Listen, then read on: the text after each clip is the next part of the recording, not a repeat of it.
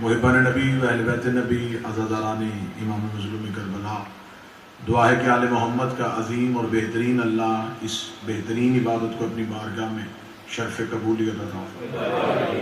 رب الحسین بحق الحسین جتنے بھی ہاتھ اس ذکر میں مانگنے کے لیے اس عزت والی دہلیز سے کوئی بھی خالی ہاتھ واپس نہ جائے۔ اللہ منتظمین کے حاضرین کے رزق معرفت میں اور رزق ولایت میں اضافہ فرمائے۔ اس وقت تک کسی علی ولی اللہ پڑھنے والے کو موت نہ آئے جب تک بادشاہ حسین کے نوری محل کی زیارت نصیب نہ ہو جائے۔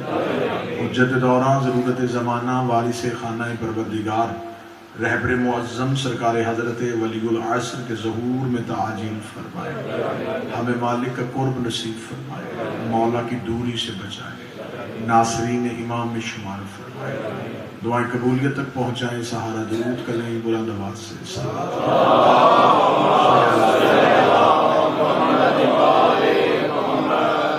اجازت ہے ذکر شروع کیا جائے۔ آج عشرہ محرم الحرام کی پہلی ابتدائی اور تمہیدی مجلس آپ کی سماعتوں کو نظر کرنا چاہتے ہیں۔ آج کے اس عشرہ محرم کی جو آیت موضوع سخن قرار پائی ہے وہ سورہ مبارکہ نساء سے ایک آیت ہے جس میں خدا کہہ رہا ہے ان اللہ لا یغفر، بے شک اللہ نہیں معاف کرے گا جس نے میرے ساتھ شرک کیا۔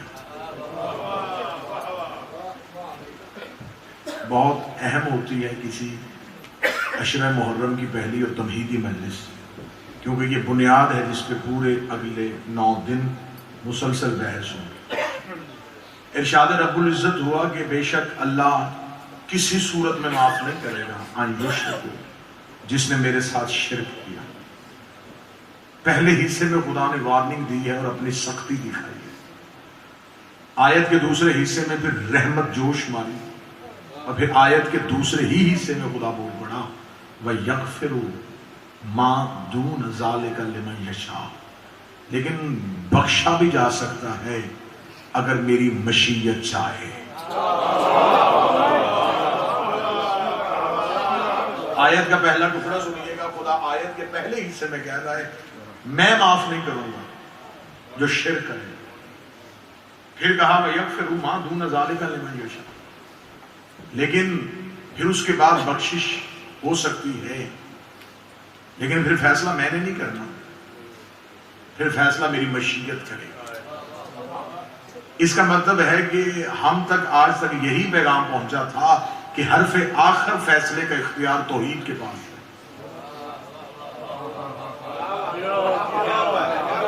آخری فیصلہ عدالت الہیہ سے آتا ہے، لیکن خدا اس آیت میں اپنی عدالت کے بعد ایک ایسی دہلیز دکھا رہا ہے، فیصلہ میں کروں گا، رحم کی اپیل کہیں اور سنی جائے۔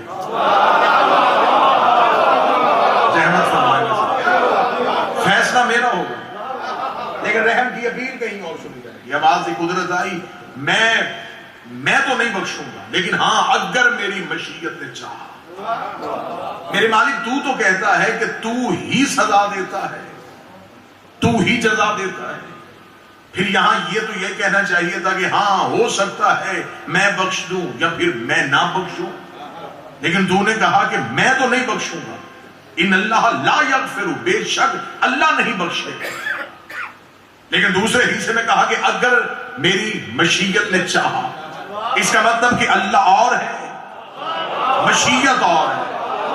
مشیت اللہ نہیں، مشیت اللہ کے علاوہ کوئی چیز ہے۔ چلے تمہیدی گفتگو اور میں پہلے ہی زینے میں پہلے ہی مرحلے پہ ان تمام اذہان کو اپنے ساتھ لے کے چلنا چاہتا ہوں۔ میرے مالک تو ہمیں بتا سکتا ہے کہ وہ کیسے فیصلے ہوتے ہیں جو تو کرتا ہے لیکن مشیت بدل دیتی ہے۔ تیرا فیصلہ اور ہوتا ہے، مشیت فیصلہ اور کر دیتی ہے۔ میرے مالک کیا یہ اختیار تو نے نبوتوں کو دیا ہے؟ آواز نبی تو میری مشیت نہیں ہے، وہ تو میری مشیت کے تابع ہے، جیسا میں چاہوں گا ویسا نبی کریں گے۔ میرے مالک پھر تیری مشیت کون ہے؟ جب میں نے تاریخ اوراق پلٹتے پلٹتے ایک ایسے واقعے پہ میری نظر پڑ گئی جب مجھے پتا چل گیا سزا کوئی اور دے رہا تھا، معاف کوئی اور کر رہا تھا۔ سزا کسی نے دی تھی، معاف کسی نے کیا تھا۔ جو بندہ ابھی بھی نہیں پہنچا اس کے لیے آسان کرتا ہوں، 3 شعبان تھی، محمد کا صحن تھا، جھولے میں حسین تھا، یہ پروں کٹا اترا ہوا ایک فرشتہ فطرس حسین کی دہلیز میں بیٹھا تھا. سزا اللہ نے دی تھی, معافی حسین نے دے کے زمانے کو بتایا وہ خدا ہے, میں مشیت خدا.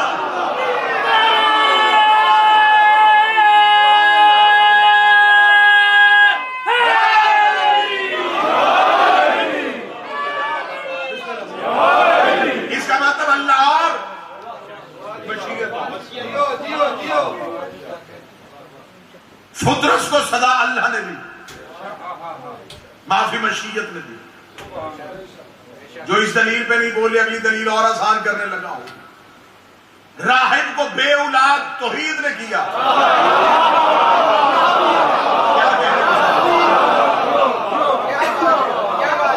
حسین نے اپنے مشیت کے اختیار کو استعمال کیا.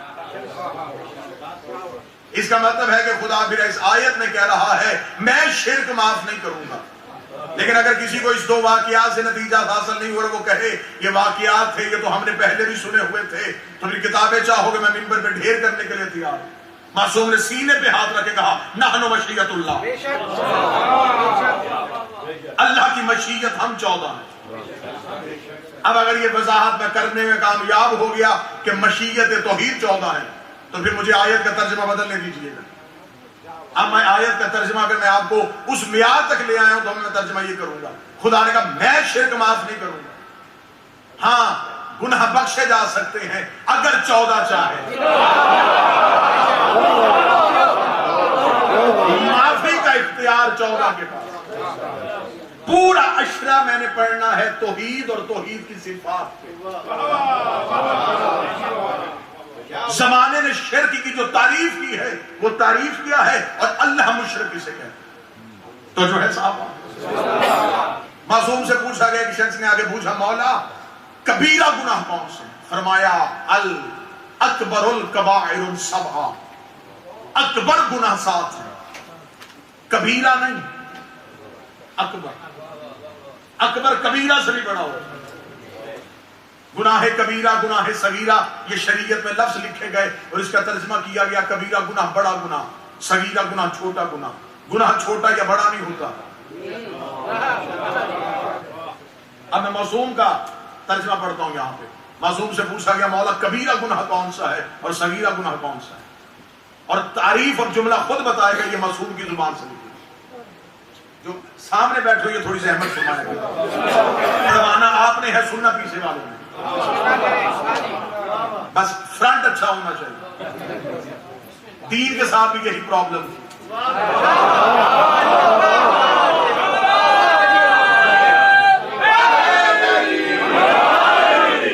آگے والے ٹھیک ہونے چاہیے. کبیرہ گناہ کون سے اور صغیرہ گناہ کون سے؟ لے میں معصوم کی زبان سے سوچا بھائی صرف لفظ پڑھوں گا, ترجمہ پڑھوں گا میں صرف, اور آپ کو حوالہ پوچھنے کی ضرورت ہی نہیں پڑے گی. جملہ اتنا وزنی ہے وہ خود بتائے گا کہ یہ وار سے قرآن کی زبان سے نکلا. معصوم سے پوچھا گیا مولا کبیرہ گناہ کون سے ہیں, صغیرہ کون سے ہیں؟ فرمایا جس گناہ کے کرنے کے بعد اس گناہ کی ضد باقی رہے وہ کبیرہ ہوتا ہے, اور جس گناہ کے کرنے کے بعد شرمندگی باقی رہے وہ صغیرہ ہوتا ہے. جہاں گناہ کرنے کے بعد پھر ضد ہو کے پھر یہ ہو وہ صغیرہ بھی کبیرہ ہے, اور جہاں گناہ کرنے کے بعد ندامت محسوس ہو وہ کبیرہ بھی صغیرہ ہے. اب معصوم نے کہا کہ میں کبیرہ نہیں. معصوم نے فرمایا الکبائر, جو اکبر گناہ ہے وہ 7 ہے. پوچھا گیا مولا وہ کون سے ہیں؟ فرمایا ان الشرک, پہلا گناہ شرک, یہ اکبر گناہ ہے. اللہ کے ساتھ کسی کو شریک قرار دینا یہ گناہ اکبر ہے. اور دوسرا گناہ فرمایا وَقُتْلَ النَّفْسِ الَّتِي حَرَمَ اللَّهُ, ایسے محترم نفس کو قتل کرنا جو اللہ کے نزدیک عزت والا, یہ بھی گناہ اکبر. اور فرمایا تیسرا گناہ عقوق الوالدین, والدین کے حق کو غصب کر دینا, یہ بھی گناہ اکبر ہے. اوکل مال الیتیم, یتیم کا مال کھا لینا, یہ بھی گناہ اکبر ہے. اب اگلا لفظ سنیے گا. امام نے فرمایا وَفَرَارٌ, ایسی جگہ سے بھاگ جانا جہاں رکنا ضروری ہو.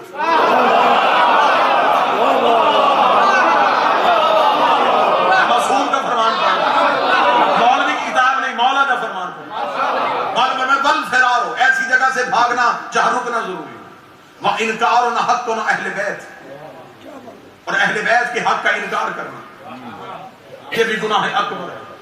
وَقُذِفَ الْمُحْسِنَاتِ، عزت دار خاتون کو جھوٹا کہنا،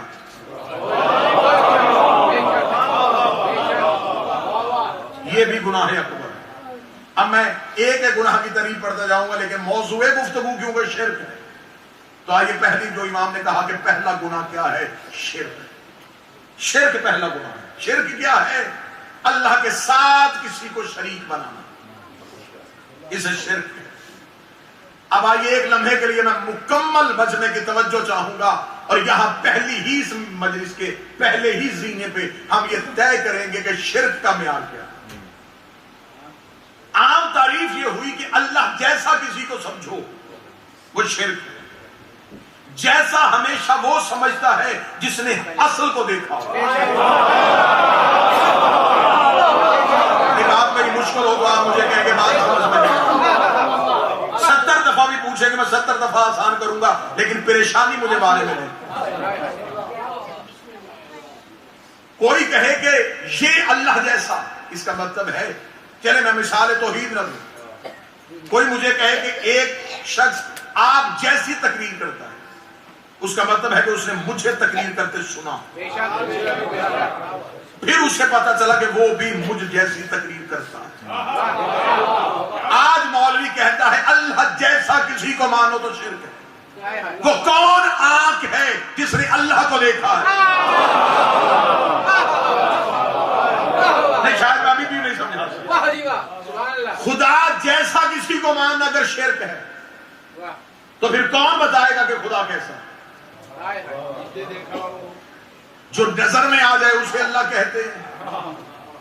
معصوم سے پوچھا گیا، مولا نے فرمایا دنیا نے خدا کی تعریف اپنی مرضی سے کی، انہوں نے خدا ذات سے نہیں پہچانا، صفات سے پہچانا۔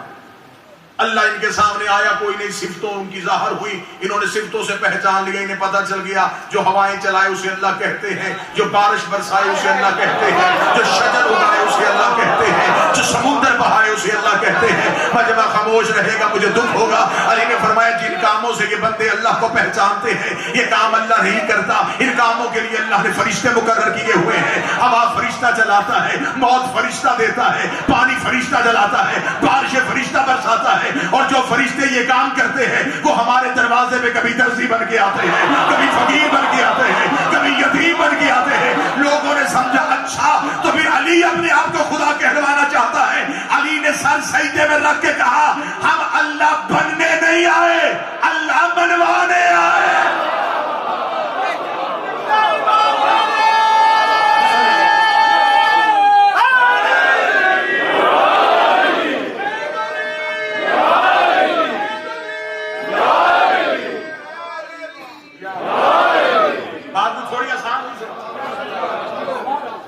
ہم اللہ کہلوانے نہیں آئے، ہم اللہ منوانے کے لیے آئے۔ اس کا مطلب ہے کہ جو اس جیسا کسی کو سمجھے وہ شرک کرتا ہے۔ اور علی فرماتے ہیں جتنی توحید میں گفتگو علی نے کی، مجھے مولا حسین کے آخری سجدے کی قسم کسی نبی نے بھی توحید پہ خطبہ نہیں۔ ہر نبی نے اللہ کا حمد بیان کی ہے، توحید پہ گفتگو نہیں کی۔ اگلے 9 دن میں آپ کی کچہری میں سامنے ہوں، مجھے اس منبر کے تقدس کی قسم ہے رسول نے بھی توحید پہ خطبہ نہیں دیا۔ توحید پہ خطبے دیے ہیں تو صرف علی نے۔ اب جو ذہنوں پہ سوال ابھر رہا ہے میں وہ سوال بھی سمجھ رہا ہوں۔ سوال یہ آ رہا دیکھیں جی، پھر انہوں نے یہ کہہ دیا ہے کہ علی جو تھے وہ رسول سے بھی زیادہ بہتر اللہ کو جانتے تھے، نبیوں سے بھی زیادہ بہتر اللہ کو جانتے تھے۔ ہر تصویر کے 2 رخ ہوتے ہیں، ہمیشہ منفی طرف نہ سوچا کیجئے، کبھی مثبت انداز میں بھی سوچا کیجئے۔ نبیوں نے توحید پہ گفتگو نہیں کی، رسولوں نے توحید پہ گفتگو نہیں کی، صرف علی نے توحید پہ خطبہ کیوں دیا؟ جب بھی کوفے کے منبر پہ بیٹھا علی نے فرمایا اللہ ایسا ہے، اللہ ایسا ہے، اللہ ایسا ہے، اللہ کی حمد و ثنا بیان کی، اللہ پہ خطبہ دینا شروع کر دیا۔ کیونکہ آدم کو کسی نے اللہ نہیں کہا تھا، نوح پہ کسی کو اللہ کا شک نہیں ہوا تھا، ابراہیم کو کسی نے توحید نہیں سمجھا تھا، محمد کو کسی نے اللہ نہیں کہا تھا۔ اللہ ہونے کا شک ہوا ہے تو ابو طالب کے بیٹے علی پہ ہوا ہے۔ علی منبر میں بیٹھ کے توحید پہ گفتگو کر کے زمانے کو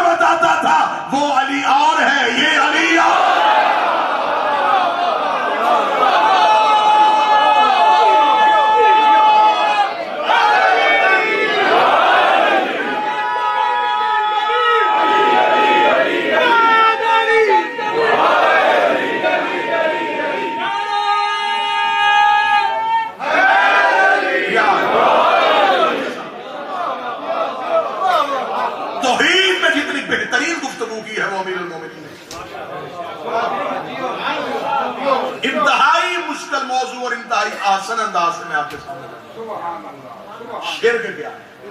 اللہ کسے کہتے ہیں؟ اختیاری. میں اس شیعہ کو شیعہ ہی نہیں سمجھتا جو علی کو اللہ سمجھے. ہم علی کو اللہ کہہ کے علی کے فضائل کی حد نہیں باندھ سکتے.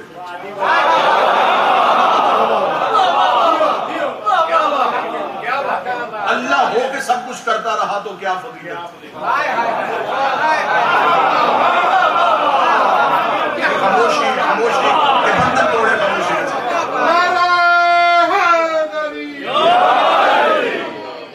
میں نے کل بھی آپ سے گزارش کی تھی کہ مجلس امام حسین میں بولنا خطیب کو داد نہیں ہوتی، اس موقف کی گواہی ہوتی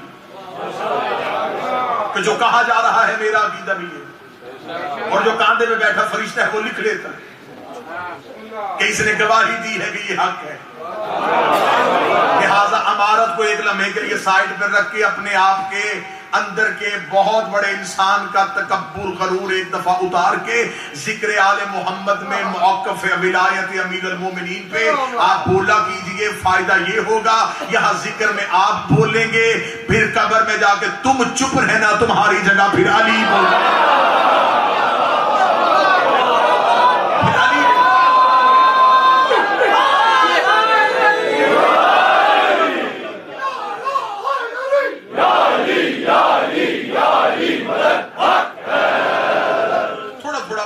درود پڑھتے ہوئے آگے تشریف لے آئیے.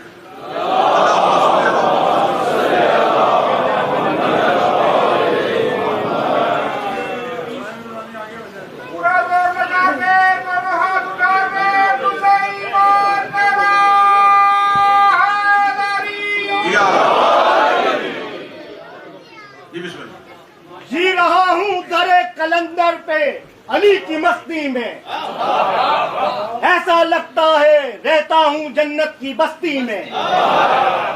وہ ڈوب نہیں سکتا حشر تلک خدا کی قسم، جو کرتا رہا ہے سفر ولایت علی کی مستی میں. نعرہ حیدری. تو اب کیسے پتا چلے کہ اللہ جیسا کون؟ اچھا پورے قرآن میں وہ کہہ رہا ہے میرے جیسا کوئی نہیں. کہیں وہ کہہ رہا ہے قل الحمدللہ الذی لم یتخذ ولدا، میں وہ ہوں جس کا کوئی بیٹا نہیں. لم یلد ولم یولد، نہ میں کسی سے نہ کوئی مجھ سے. بار بار نفی بھی کر رہا ہے کوئی نہیں کوئی نہیں کوئی نہیں. اور پھر ابو طالب کے بیٹی علی کی آنکھوں کو وہ کہہ رہا ہے کہ عین اللہ.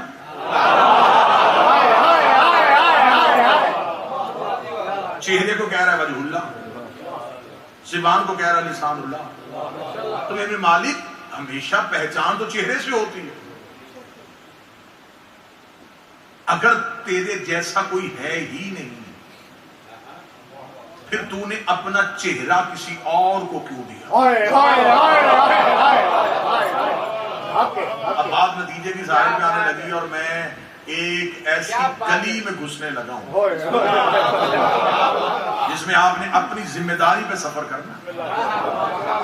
کوشش میں کروں گا کہ پر ایسے عطا مالک کرتے ہیں کہ پرواز ہو سکے، قدموں میں نہیں اڑ کے وہاں سے گزر سکے. میرے مالک اگر تو نے اپنے جیسا کوئی بنایا ہی نہیں پھر تو نے وجہ اللہ بھی کہہ دیا، عین اللہ بھی کہہ دیا، ید اللہ بھی کہہ دیا. دیکھیں کوئی چیز اگر چھپی ہوئی ہو، مثلا آپ کسی کی کتاب پڑھتے ہیں، اس کی تحریر سے اندازہ ہو جاتا ہے کہ اس کی شخصیت کیسی، گفتگو سے پتہ چل جاتا ہے کہ عقل کا معیار کیا. میرے مالک تو چھپا ہوا تھا. تو نے کہا میرا چہرہ ہے، میری آنکھیں ہیں، میرے ہاتھ ہیں، میرا پہلو ہے. تو جب سب کچھ تھا پھر تو چھپا کیسے رہ گیا؟ فرمایا میں نے آنکھیں بھی سامنے کر دی، میں نے چہرہ بھی سامنے کر دیا، میں نے ہاتھ بھی سامنے کر دیا. میں نے تمہیں کہا تھا اللہ کسی کو نہ کہنا، میں نے اپنے جیسا بنا کے تمہارے سامنے ظاہر کر دیا. پھر اب تم نے میرے جیسا ڈھونڈ کے نہیں لانا. اگر تمہارے علم میں کوئی طاقت ہے اس جیسا کوئی ڈھونڈ کے لاؤ. تمہارے پاس کوئی طاقت ہے تو وجہ اللہ بناؤ، تمہارے پاس کوئی جرت ہے تو ید اللہ بناؤ، تمہارے پاس کوئی طاقت ہے تو عین اللہ بناؤ. اگر تم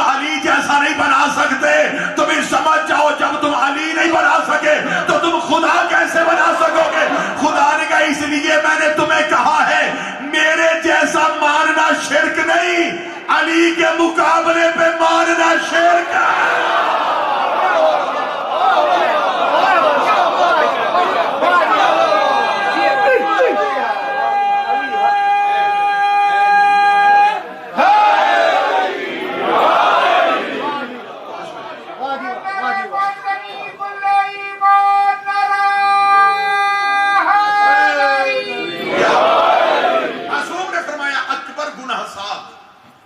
اور امام نے یہ جملہ کہنے کے بعد معصوم نے فوراً سائل سے کہا ساتوں گناہوں کا تعلق ہماری ذات سے. اس کا مولا وہ کیسے؟ فرمایا شرک بھی ہم سے جڑا ہے کیونکہ اس نے ہمیں منوایا ہے. جس نے ہمارے مقابلے میں کسی کو لا کے کھڑا کیا اس نے شرک. اس کا شریک تو کوئی بن نہیں سکتا. تو سامنے آتا ہی نہیں. سامنے تو ہم آئے, نظر تو ہم آئے, دکھائی تو ہم دیے, پہنچایا تو ہم نے اسے. تم نے ہم جیسے اگر بنانے کی کوشش کی تو سمجھو کہ تم نے شرک کیا. اور مشرک کی نماز نہیں ہوتی.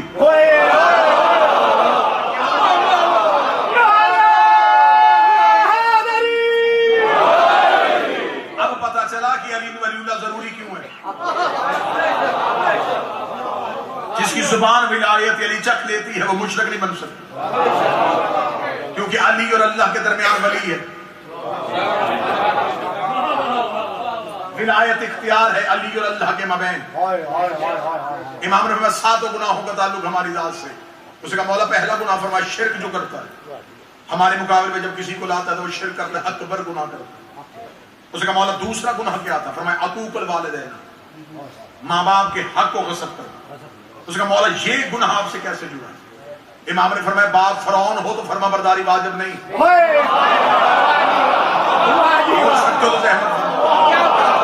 باپ یزید ہو تو اطاعت واجب نہیں. باپ نمرود ہو تو اس کی بات کو ماننا واجب نہیں. مولا پھر والدین کس کی بات ہوئی ہے؟ فرمایا کہ نبی کی حدیث نہیں سنی النبی اولا بالمومنین من انفسہم, تمہارے نفسوں سے زیادہ نبی قریب ہے اور نبی اولا ہے تم سے. جس نے نبی کی بات کو چھوڑ دیا سمجھو اس نے اکبر گناہ کر دیا. اس کا مولا تیسرا گناہ فرمایا اوکل المال الیتیم, یتیم کا مال کھانا بھی گناہ ہے. اس کا مولا یہ گناہ کیسے جڑا ہے؟ فرمایا ہم یتیم رسول ہیں, جس نے ہمارا خمس کھایا. اب ہر بندہ نہیں بولا. جس نے خمس کھانے کی کوشش کی سمجھو اس نے آل محمد کا حق, آل محمد کا حق کھایا, اکبر گناہ کرنا. امام نے فرمایا وقاذف المحسنات, پاک دامن عورت پہ تہمت لگانا یہ بھی گناہ اکبر ہے. تہمت ایک قسم کی نہیں ہوتی, تہمت کی کئی قسم. عورت پاک دامن اور اسے کوئی جھوٹا کہے سمجھو اس نے اکبر گناہ کیا. اب مجھے نہیں پتا کہ میں کہاں جاؤں گا اور کہاں بات چلے گی اور کیسے میں آپ تک پہنچاؤں گا. زہرا سے بڑی اللہ کی کائنات میں پاک دامن عورت کوئی نہیں ہے. جس نے زہرا کو جھوٹا کہا وہ جھوٹا تو ہو سکتا ہے, صدیق نہیں.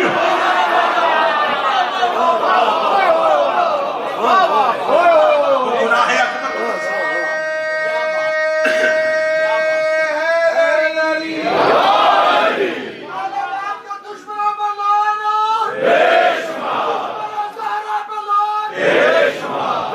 سیدہ کا حق کھانے والوں پہ لعنت. بل فرار ہو, جہاں رکنا ضروری ہو وہاں سے بھاگنا. اکبر گناہ. غدیر کے اجتماع میں ضروری تھا کہ علی کی بیعت پہ کھڑے رہتے. واہ واہ کیا بات. جس نے کہہ کے علی ولی اللہ جھٹلا دیا سمجھو اس نے اکبر گناہ کیا. انکار حق اہل بیت, جس نے اہل بیت کے حق کا انکار کیا سمجھو اس نے اکبر گناہ. اس کا مطلب ہے کہ ہر گناہ جڑا ہے آل محمد کی مخالفت سے, ہر نیکی جڑی ہے آل محمد کی حمایت سے. اب یہاں پہ لوگ کہتے ہیں شریک نہیں بنانا اللہ کے ساتھ. اب میں تو اللہ کا شریک کسی کو نہیں بناتا. اب اگر خدا خود کسی کو شریک بنا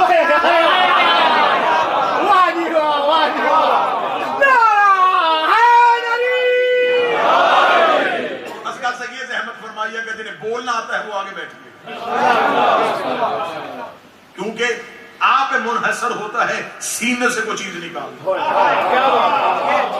مجمع سے پہلے خطیب خود گونگا ہو جاتا ہے.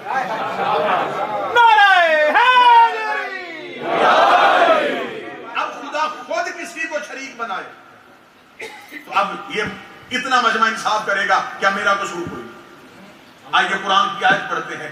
خدا کہتا ہے قل الحمدللہ الذی لم یتخذ ولدا. کہہ دیجئے تعریف اس اللہ کے لیے جس کا کوئی بیٹا نہیں. ولم یکن لہ شریک فی الملک, اور میرے ملک میں کوئی شریک نہیں.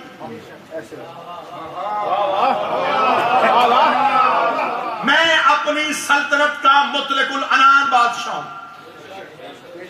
میری پوری سلطنت میں کوئی شراکت دار نہیں کہ اتنا حصہ اس کا اور اتنا میرا. نہ, سارا ملک میرا. ملک سے مراد زمین کا ایک خطہ نہیں.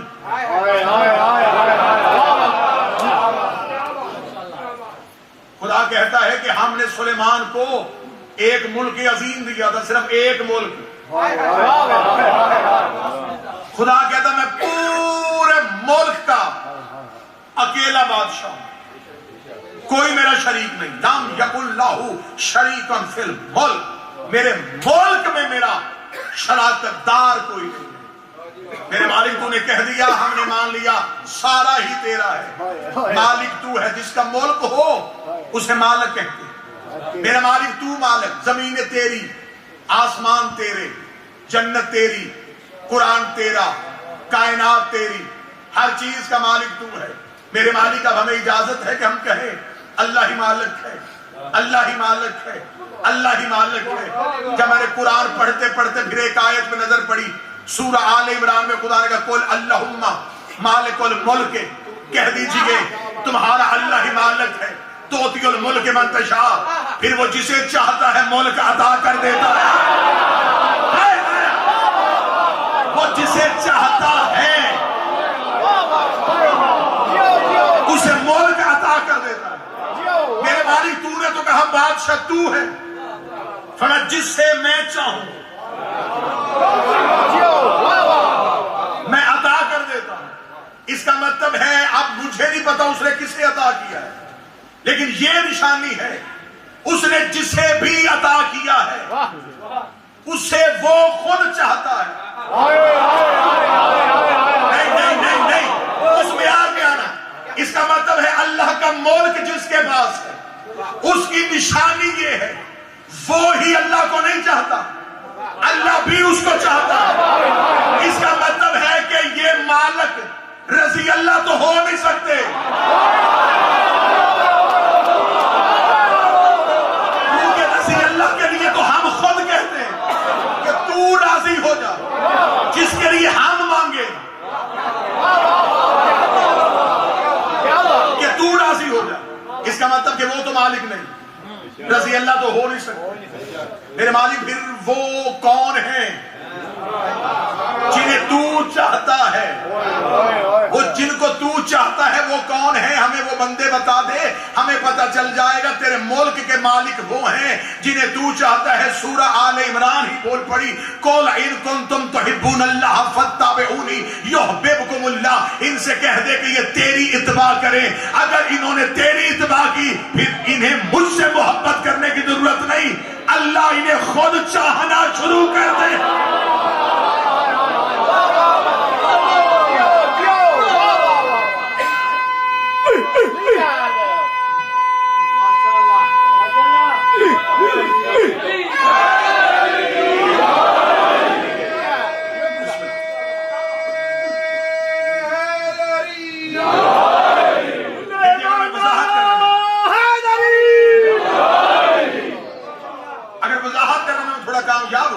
تو آیت کے دوسرے حصے نے ہی آیت میں عقیدہ درست کر دیا. مالک اللہ ہے لیکن ملک کسی اور کے پاس. جو مالک ہو اسے ہی وارث کہتے ہیں. میرے مالک جنت, فرمائے میرے ملک میں. مالک کون؟ میں. وارث کون؟ میں. اچھا میرے مالک جنت تیری ہے؟ ہاں میری ہے. وارث تو ہے؟ ہاں میں ہوں. میں نے قرآن پڑھا, سورہ دہر پھر بول پڑی, فَجَزَاهُمْ صَبْرًا جَنَّةً وَحَرِيرًا. میں نے ان کو صبر میں دے دی ہے جنت.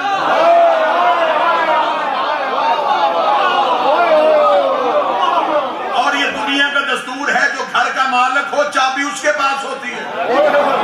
جو گھر کا مالک ہو چابی اس کے پاس ہوتی ہے. تیرے گھر کی چابی تیری جیب میں ہوگی، جنت کی چابی حسین کے ہاتھ میں.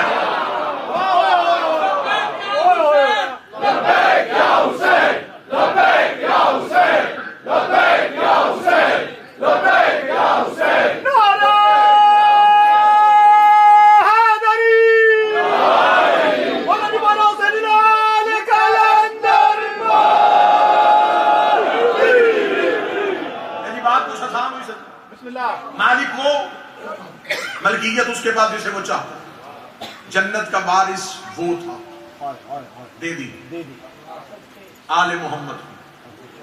میرے مالک قرآن کس کا ہے؟ میرا. وارث کون ہے؟ میں. پھر قرآن میں خود ہی کہہ رہی ہے ثم اورثنا الکتاب الذین اصطفینا من عبادنا. پھر ہم نے قرآن کا وارث ان عبد کو قرار دیا جو ہم نے مصطفیٰ کیے ہوئے تھے. اس کا مطلب ملک بھی بیچ دیا،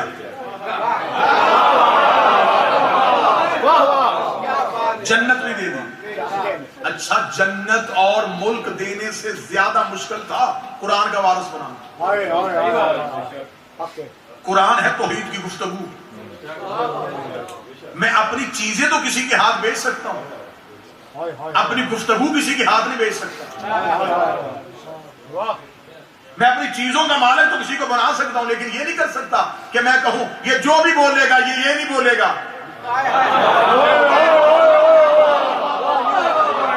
کوئی اتنا اعتماد تھا اسے اس گھر پہ، اسے کہا نہیں، گفتگو بھی میری ان کی. میرے مالک یہ زمین جہاں ہم رہتے ہیں یہ تو تیری ہے. چل توحید پرستوں کو اتنی جگہ تو دے دے. جنت سے بھی نکال دیے، ملک سے بھی نکال دیے، قرآن کے دروازے سے بھی اٹھا دیے. ان کا وارث بھی آل محمد، جنت کے مالک بھی آل محمد. میرے مالک یہ زمین کا ٹکڑا تو ان کے پاس رہنے دے، یہاں تو وہ اکڑ کے چل سکے گے یہ ہمارے اللہ کی ہے. اب ہم اس پہ کہیں گے یا اللہ مدد، ہم اس پہ کریں گے اللہ کو سجدہ. میرے مالک یہ زمین کا ٹکڑا تو ان کے ہاتھ میں رہنے دے. ملک چھین لیا ہے، قرآن چھین لیا ہے، جنت چھین لی ہے، زمین تو ان کے پاس رہنے دے. خدا نے قرآن میں منکر ولایت علی کے چہرے پہ آیت کے ذریعے سے تھپڑ مار دیا. خدا نے کہا میں انہیں کہیں کبھی نہیں رہنے دوں گا. میرے مالک ان سے زمین کیسے چھینے گا؟ فرمایا وَنُرِيدُ أَن نَّمُنَّ عَلَى الَّذِينَ اسْتُضْعِفُوا فِي الْأَرْضِ وَنَجْعَلَهُمْ أَئِمَّةً وَنَجْعَلَهُمُ الْوَارِثِينَ. ہم نے زمین کا وارث انہیں قرار دیا ہے جنہیں زمین پہ کمزور کرنے کی کوشش کی گئی. اب یہ زمین کے وارث بھی یہ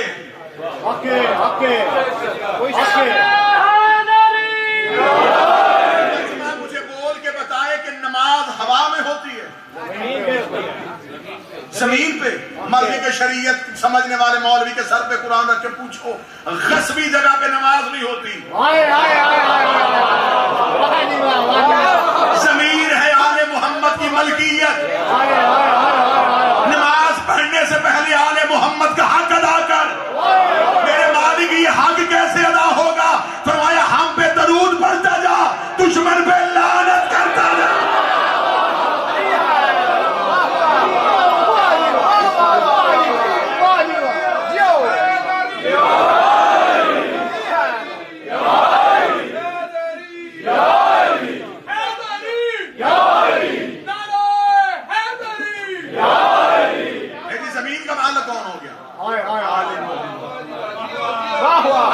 محترم مجمع مجھے بول کے بتائے دنیا جو کھاتی ہے کہاں سے نکلتا ہے؟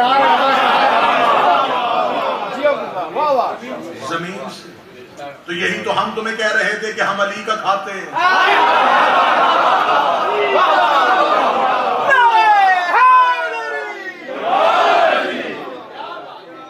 یہی تو ہم تمہیں سمجھانے کی کوشش کر رہے تھے، ہم علی کا کھاتے ہیں. ہم جو لیتے ہیں علی سے لیتے ہیں. میری توحید پرستوں سے گزارش ہے. اب جب اس نے خود اپنی مرضی سے ہر چیز انہیں دے دی, کیا کہنا, پھر اب تم ہی کس بات کی ضد ہے کہ تو دے.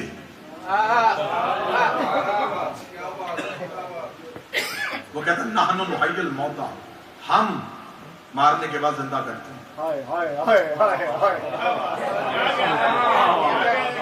ہم کرتے ہیں. میرے مالک تو کہہ دیتا کہ میں کرتا ہوں.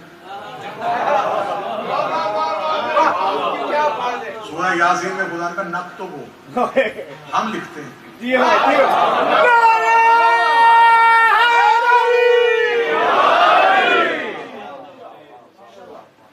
اس کا مطلب ہے کہ سب کچھ اس کا تھا لیکن وہ ہر چیز دیتا.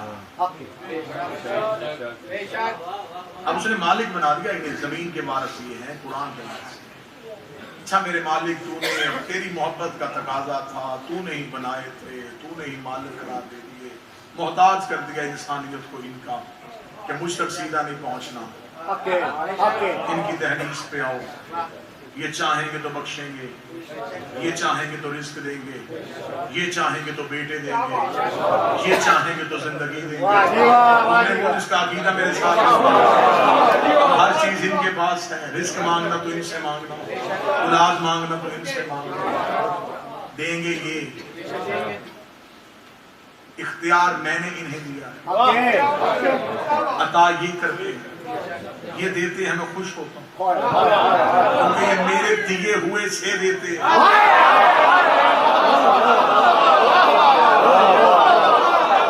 انہوں نے میرا سب کچھ لے کے بھی پھر بھی یہ میرے شریک نہیں بنے.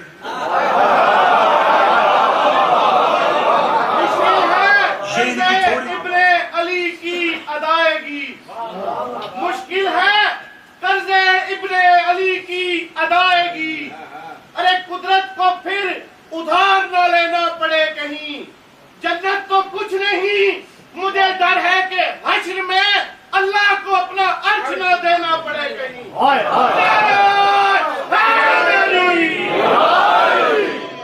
انشاءاللہ اگلی مجلسوں میں ہم وضاحت کریں گے عرش کس کے پاس, کرسی کا مالک, لوح کسے کہتے ہیں, قلم کہتے ہیں. ابھی تو میں نے چھوٹی چھوٹی چیزیں کروانی شروع کی, مضبوط ہاضمے کے ساتھ مجلسوں میں بیٹھ کے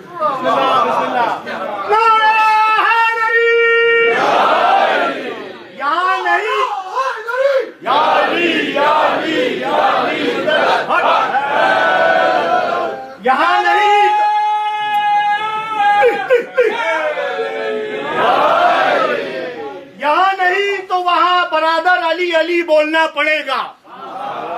یہاں نہیں تو وہاں برادر علی علی بولنا پڑے گا.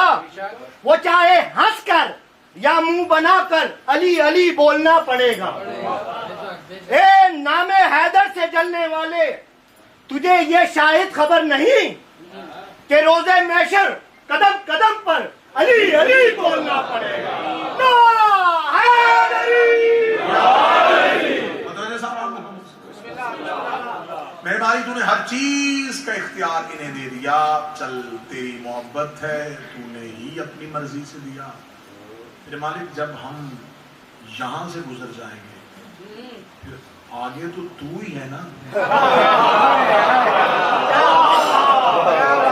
یہاں تو نے کہہ دیا کہ رزق بھی ان سے مانگو, بخشش بھی ان سے مانگو, اولاد بھی ان سے مانگو. میرے مالک اگلے مرحلے تو اپنے ذمہ لے لے, وہاں تو ہی ہوگا نا. اب قرآن بول رہا, قرآن سے اب آواز آئی, لا یملکون الشفاء, کوئی مالک نہیں شفاعت کا سوائے میرے. بندوں کو ہو گئی تسلی, تھوڑا سانس ہوا نارمل, اب ٹھیک ہے, اب وہاں وہی ہوگا. اب وہاں ہم ان کے سامنے جانا ہی نہیں پڑے گا. لا یملکون الشفاء, کوئی مالک ہے ہی نہیں شفاعت, میں ہی کروں. اچھا خدا بھی وسا کے مارتا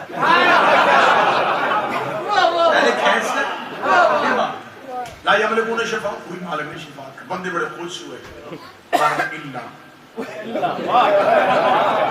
من اتخذ عند الرحمن عہدا، سوائے اس من کے جس نے مجھ سے وعدہ لیا ہوا۔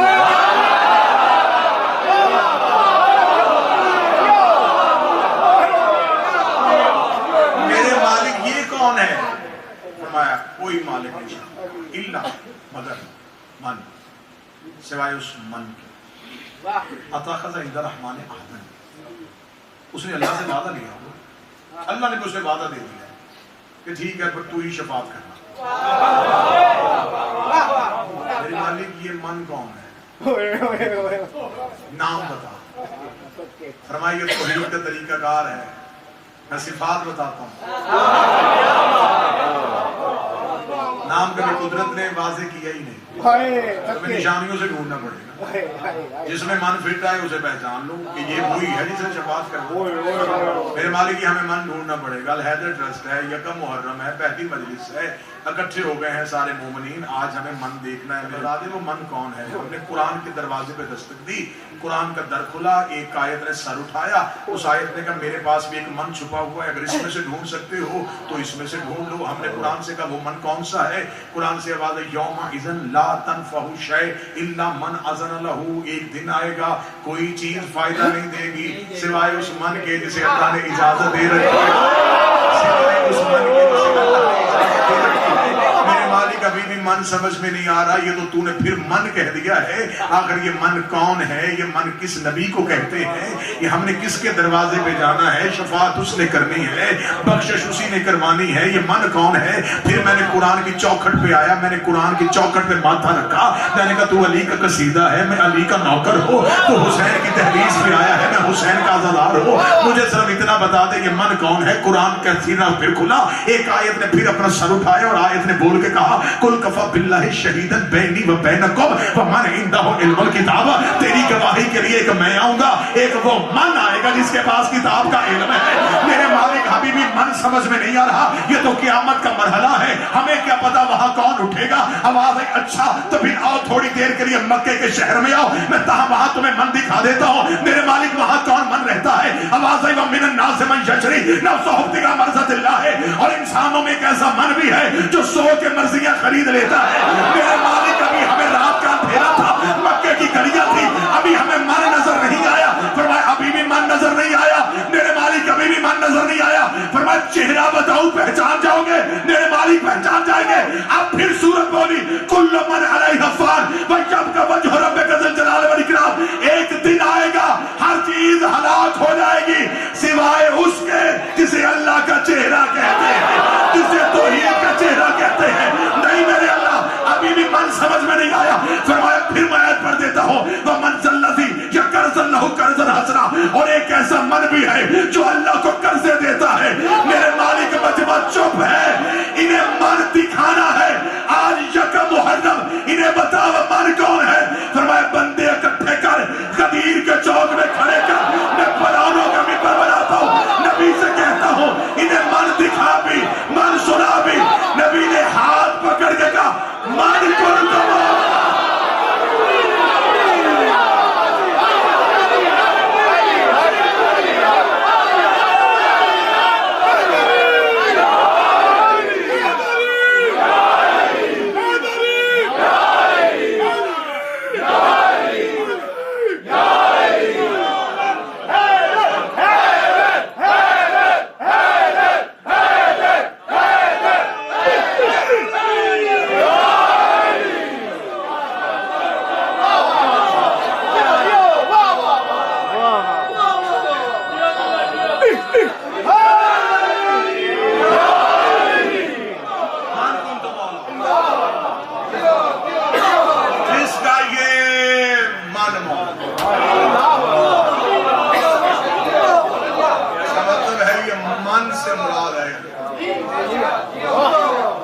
صدر میں شجاع بھائی کہنے لگا اب اس من کی مرضی ہے، جس من میں چاہے اس من میں آئے، ہر من نے اسے جانا نہیں، ہر من نے اسے نہیں جانا۔ اس کا مطلب ہے کہ توحید کے پاس جتنے اختیارات تھے وہ اس نے اپنی مرضی سے آل محمد کو دے دیے۔ اب ہمیں سیدھا اللہ تک بھیجنے کی خدا نے بھی نہیں کہا. خدا نے کہا مانو اسے, سمجھو ان کا ماننا میرا ماننا, ان کی تحریر میں آؤ میری تحریر. تو اس کا مطلب ہے جب اللہ نظر ہی نہیں آیا تو پھر شریک اللہ کا نہیں بنتا. خدا نے کہا دیکھے پھر اللہ کے ہاں لطافت کتنی تھی, اللہ کے ہاں نزاکت اور خوبصورتی کتنی تھی. خدا نے ان میں سے ایک کو اپنا چہرہ دیا. اور یہاں میں اپنے نوجوان نسل کے عقیدے کی درستگی کے لیے جملہ کہوں, علی کی آنکھیں اللہ کی آنکھیں نہیں, علی پورا اللہ کی آنکھ ہے.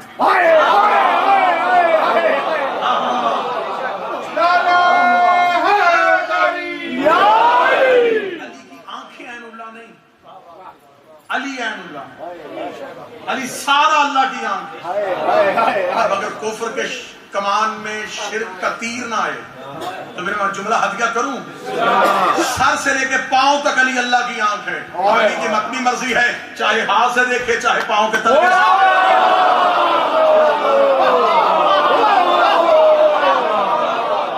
اسی لیے تو آیا تھا فقیر دروازے پہ, علی نے رکوع میں انگوٹھی دی تھی.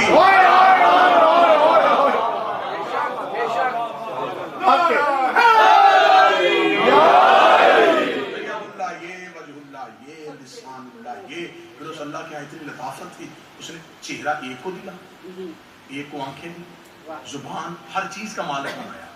پھر اس نے چاہا کہ ان میں نے کئی اور ان جیسے بنا لے. جب میں ان جیسے بناؤں گا پھر لوگ کہیں گے تیرے شریک تو ہو گئے. ایک کو تو نے آنکھیں دی, ایک اس جیسا کر دیا, ایک چہرہ دوسرا اس جیسا. اس کا مطلب تیرے چہرے کے شریک ہی ہو گئے. اس نے کہا ٹھیک ہے, پھر میں اس بات کو بھی محتاط کر دیتا ہوں, میں سارے محمد کر دیتا ہوں. میں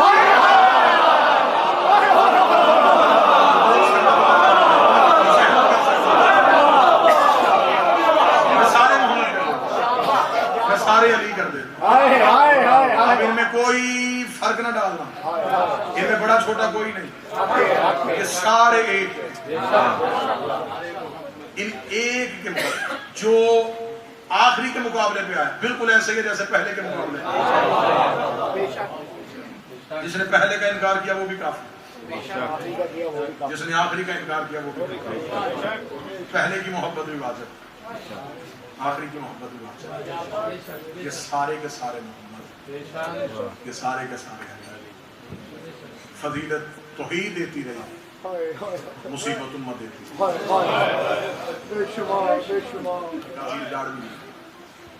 انہوں نے کہا جو اللہ نے آل محمد کو عطا کیا اسے فضیلت کہتے ہیں,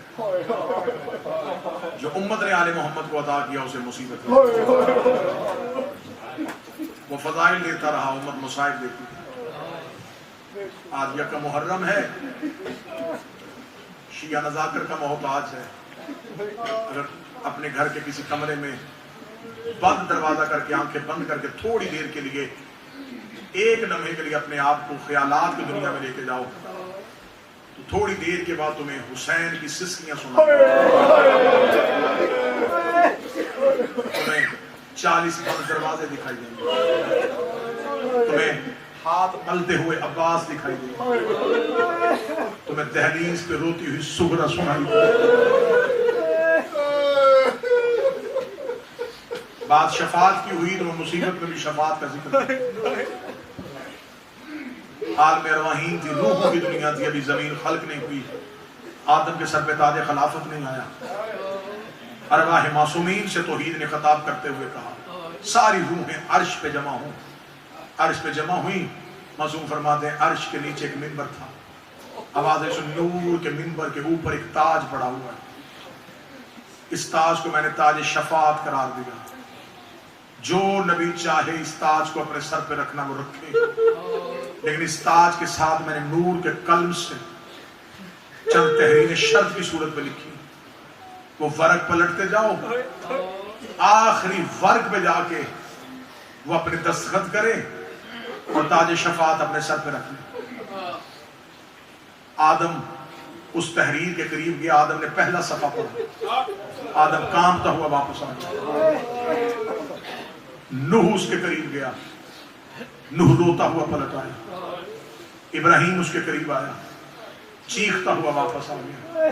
साबर नबी था अयूब, चंद सफ़े खोले, एक ऐसा सफ़ा आया, अयूब की भी आंखें बंद हो गई, अयूब भी वापस आ गया। जब सारी रूहें पलट के वापस आई, आखिर में बच गया खातमुल अंबिया, सरदारुल अंबिया, सुल्तानुल अंबिया। आवाज आई, मेरा मोहम्मद मैंने खल्क की है कायनात सिर्फ तेरे लिए, ये सारे तेरे नौकर बना के भेजूंगा, तू बता तुझे ये शर्तें मंजूर है? मासूम कहते अभी नूर मोहम्मद उस कुर्सी के करीब आया था, या पीछे से एक नूर जाहिर हुआ, उसने न शर्तें पढ़ी, उसने ताज उठा के रसूल के सर पे रखा, रख के कहा नाना जचता भी तुझे है, सजदा भी तुझे है। आवाज आई एक लम्हे के लिए शर्तें तो पढ़ने दे। आवाज आई तू ताजे शफात रख, शर्तें जाने तेरा हुसैन जाने। अब नाना ये शर्तें तूने नहीं पूरी करनी, ये शर्तें तेरे हुसैन पूरी करनी। बगैर शर्तें देखे ताजे शफात नाने के सर पे रखा। नबियों की आवाज आई मरहबा रसूल, वारस ऐसा ही होना चाहिए था। ताजे शफात रसूल के सर पे आ गया, दुनिया में नूर उतरने शुरू हो गए। रसूल दुनिया में आए, हसन हुसैन नाने के साथ मस्जिद से घर में आ रहे थे। किताबें लिखती हसन गुजर गए, हुसैन आ रहे थे। या हुसैन और हसन के दरमियान एक नूर का पर्दा हायल हुआ। जबरील ने आगे हुसैन के कदमों पे अपने पर रखे, रख के कहा तुझे रोका इसलिए मैं हूं तेरा नौकर, उसने मुझे भेजा है जो वादा तूने अर्श पे किया था, तूने वो शर्तें पढ़ी नहीं थी। वो खुदा कहता एक बार शर्तें पर दस्तखत कर ताकि मैं इस मुआहदे को पूरा कर सकूं। हुसैन की आवाज है जबरील मुझे वो नूर की शर्तें दिखा। किताबें कहती जबरील ने पहला सफा निकाला, हुसैन ने लिखा, उस ऊपर लिखा हुआ था वतन छोड़े। हुसैन ने कहा मंजूर। दूसरे सफे पे लिखा एहराम तोड़ने पड़ेंगे, हुसैन ने कहा मंजूर है। तीसरे सफे पे लिखा जंगल में उतरना पड़ेगा, हुसैन ने कहा मंजूर है। चौथे सफे पे लिखा प्यासा रहना पड़ेगा, हुसैन ने कहा मंजूर है। अगले सफे पे लिखा था अकबर का कलेजा, फरमाया मंजूर। अब्बास के बाजू, फरमाया मंजूर। कासिम की लाश के टुकड़े, फरमाया कबूल। असगर की गर्दन से तीर, फरमाया कबूल। एक दिन में 72 जनाजा, फरमाया कबूल। लहू से वजू, फरमाया मंजूर है। फरमाया रेत में सजदा, फरमाया कबूल है। अगले सफे में नजर पड़ी, हुसैन रोते रोते जमीन पे बैठे। रोकेगा जबरील मदीने पे नहीं, एक बार मदीने से बाहर आ जा। मदीने से बाहर जाके हुसैन ने रोना शुरू किया, जब चीखे मार मार के रोए। और किताबें लिखती जब हुसैन रोते थे, मदीने का माहौल बताता था कि हुसैन रो रहे।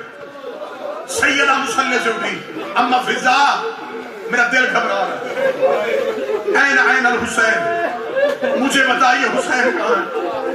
फिजा की आवाज है मस्जिद से हसन वापस आए, हुसैन नहीं पलटे। सलमान जी, फिजा शहजादी कहती है हुसैन को ढूंढ। अब जो रोना चाहे जब सलमान ढूंढने के लिए गए, जनाब सलमान कहते हैं मदीने के बाहर एक टूटी हुई दीवार पे हुसैन ऐसे बैठा था कि हुसैन की आंखों से आंसू थे। सलमान ने जाके कहा मालिक तुझे सारे घर में ढूंढ रहे हैं। हुसैन रोते रोते अपने घर में आए। माँ ज़हरा मुसल्ले से उठ के खड़ी हुई, रो के कहती है हुसैन तेरे इतनी बेचैनी से रोने की वजह क्या है? हुसैन की आवाज है अम्मा मुझे बता मेरा नाना कहाँ है? जहाँ रसूल बैठे थे गोद में जाके हुसैन बैठा। फरमाया मैंने ताज उठा के तेरे सर पे रखा, मुझे पता नहीं था इस ताज की कीमत इतनी महंगी है। फरमाया हुसैन क्या हुआ? फरमाया नाना मैंने हर शर्त मंजूर कर ली है। नाना एक शर्त ऐसी है जो हुसैन के पास में नहीं है। नाना जो हुसैन कर सकता था वो करेगा, हुसैन के पास में ये शर्त नहीं है। अभी रसूल नहीं बोले थे, ये खेमे से बचपन की ज़ैनब दौड़ के आई, हुसैन को सीने से लगाया, रोक कभी खुद को गरीब न समझ, जो तुझसे पूरी होती तू कर दे, जो बाकी बचे वो ज़ैनब।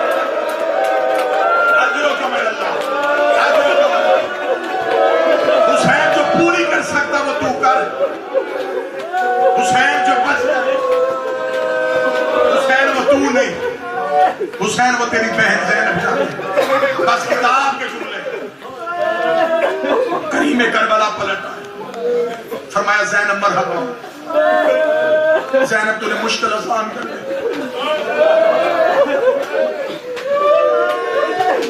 زینب وعدہ حسین بس یہ بچپن کا بہن اور بھائی کا وعدہ، یہ 26 رجب نانے کی قبر پہ قرآن پڑھ رہے تھے حسین،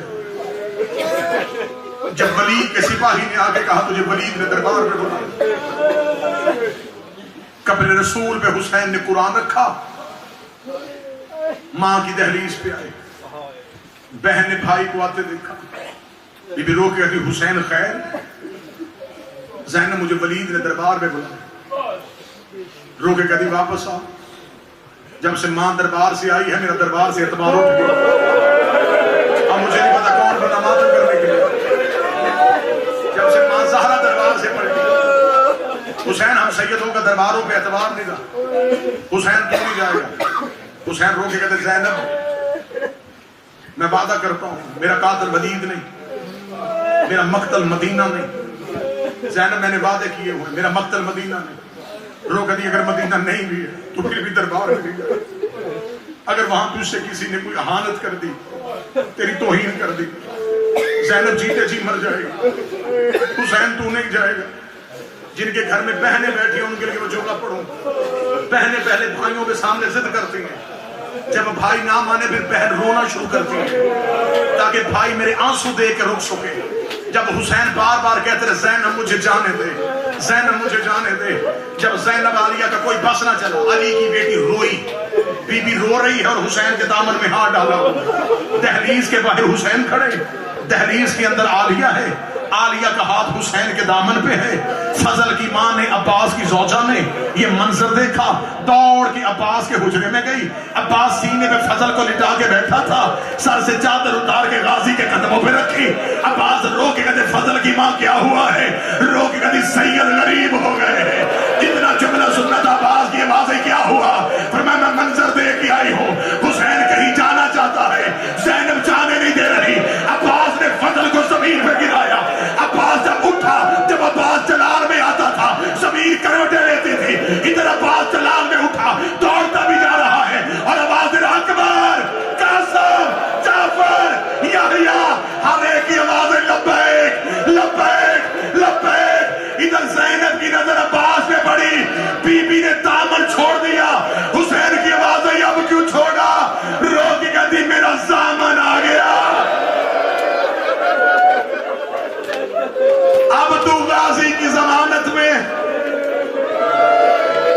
عباس روتے روتے وہاں آئے، کتابیں کہتی جہاں بہن اور بھائی کھڑے تھے، عباس نے امامہ اتارا، دونوں کے قدموں پہ رکھا، ہاتھ باندھ کے کہتا تو زہرا کی بیٹی، یہ سیدہ کا بیٹا، مجھے صرف اتنا بتاؤ تمہاری ماں نے میری دعا کیوں مانگی، تو علی کی بیٹی سیدہ اپنے ہاتھوں سے میرے کرتے سی کے گئی، بی بی غازی بھی زندہ رہے اور بہن بھائی بھی روتے رہے، علی کی بیٹی نے یوں عباس کا ہاتھ پکڑا، کتابیں کہتی حسین کا دامن عباس کے ہاتھ میں لیا، رو کے کہتی غازی میں نے حسین تجھ سے لینا، غازی مجھے ضمانت دے، جیسے لے کے گیا ویسے لے کے آئے گا، اتنا جملہ کہنا تھا، حسین کی آنکھوں سے آنسو دھاڑی میں آئے، حسین رو کے کہتے تو نے بھائی کی ضمانت مانگی ہے، جتنا غازی تیرا ہے اتنا ہی میرا ہے، مان تجھے بھی ہے مان مجھے بھی ہے، پھر میں بھی عباس سے کچھ مانگوں، فرمایا کیا مانگے گا، فرمایا عباس اپنا دوسرا ہاتھ دے، زینب کے برقعے کا پلو غازی کے ہاتھ میں دیا، رو کے کا وعدہ کر جب تک تو زندہ ہے زینب کی چادر نہ روتے بھی آواز تو نہیں کرتے،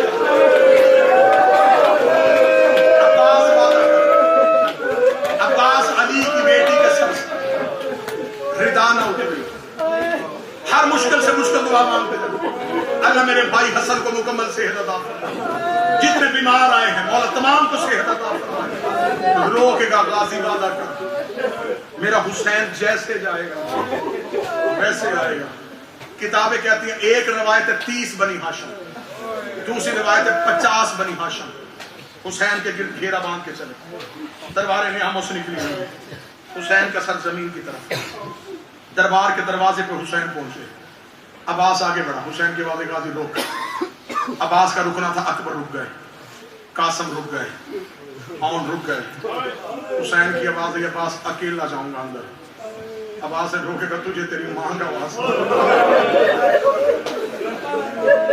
बीबी ने मेरी जमानत दी है। मौला के दरबार में कुछ हो गया। फरमाया अब्बास मैंने तुझे कहा नहीं, अब्बास मैं हुज्जत हूं ना तेरी, मैं इमाम हूं ना तेरा। अब्बास मैं वादा करता हूं मुझे कुछ नहीं होगा। अब्बास मुझे तन्हा जाने दे। अब्बास वो दरबार में नहीं जाएगा। अब्बास के वादे मौला मैं दरवाजे पे बैठा हूं, अगर अंदर से कोई तौहीन का लम्हा आए, तुझे तेरी मां के जख्मी पहलू का वास्ता, तूने गाजी को आवाज जरूर देनी है। हुसैन की आवाज है, अब्बास मेरा वादा हो गया, अब्बास मैं तुझे जरूर बुलाऊंगा।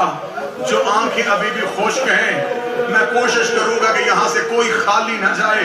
जितने कशकोल लेके आए हो आंखों के, ये बीबी के रुमाल में मोती चले जाएं, तेरे और मेरी बख्शिश के जामन हो जाएंगे आंसू। हुसैन चले गया बलाल भाई दरबार के अंदर। गाजी रुक गया दरवाजे पे, हाशमी बैठ गए अब्बास के पीछे। मैं जुमला पढ़ने से पहले एक सतर पढ़ने लगा हूं। ये हाशमियों का दस्तूर था, अली के सामने जहरा का नाम लिया जाता, अली का जलाल ठंडा हो जाता। हुसैन के सामने आलिया का नाम लिया जाता, हुसैन का जलाल ठंडा हो जाता। गाजी के नाम सामने सकीना का नाम लिया जाता, अब्बास का जलाल ठंडा हो जाता। इधर वलीद ने कहा हुसैन, यजीद कहता ये बैयत कर, ये सर दे दे। सर का नाम आना था। हुसैन की आवाज है, तुझे पता है मैं अकेला नहीं आया। अगर तूने मेरे सर का नाम लिया है, अगर मैंने गाजी को आवाज दी, अभी गाजी की ये खत्म नहीं हुई थी, यह दरवाजा खैबर के दरवाजे की तरह हवा में उड़ा। अब्बास ने तलवार निकाली हुई है, रोकर के सच बता इनमें से किसने सर का नाम लिया है। हुसैन ने अब्बास के सीने पे हाथ रखे। अब्बास लड़ना नहीं, अब्बास जंग नहीं करनी, अब्बास तलवार नियाम में रखा। अब्बास ने कहा मैंने वास्ता दिया था, अब कोई सैयद बैठा मुझे माफ कर देना। हुसैन ने अकबर को बुलाया, अकबर के कान में कोई बात कही, अकबर तेज दौड़ा। अब्बास की आवाज आई, अकबर कहाँ जा रहा है? आवाज आई, बाबा कह रहा सकीना को ले गया।